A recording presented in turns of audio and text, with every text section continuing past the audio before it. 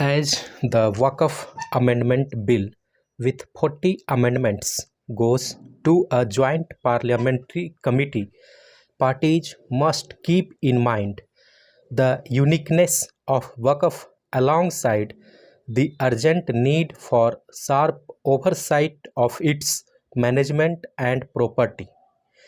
It is good to remember the two parts of Waqf: jurisdiction and administration have always been contested issues. Waqf is a unique Islamic charitable endowment involving properties movable and immovable. All profits from Waqf properties are to be used for charity. Property can also assume the character of a Waqf by its use over time. It is irrecoverable in its use, as Supreme Court held, once a Waqf, always a Waqf. The very nature of Waqf makes it a complex phenomenon.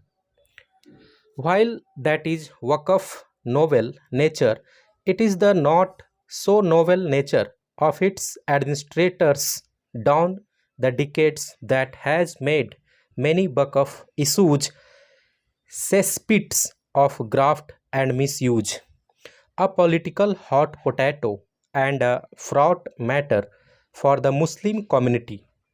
A state Waqf bodies abuse accountability and transparency.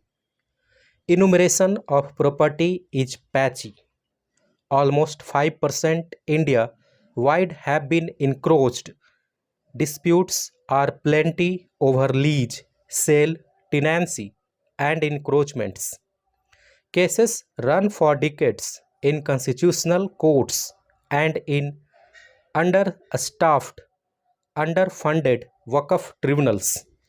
Land mafia has grabbed Waqf property.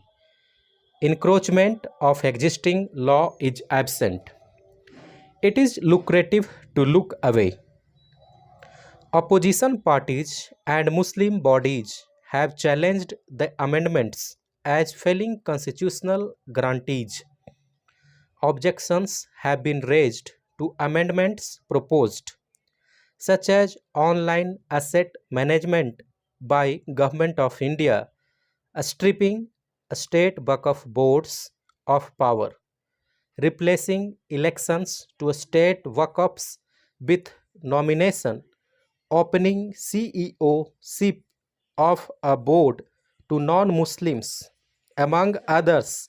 Yes, Waqf assets for 9.4 lakhs countrywide, esteemed worth of rupees 1.2 lakh crore, need efficient management, but amendments must not exacerbate existing challenges.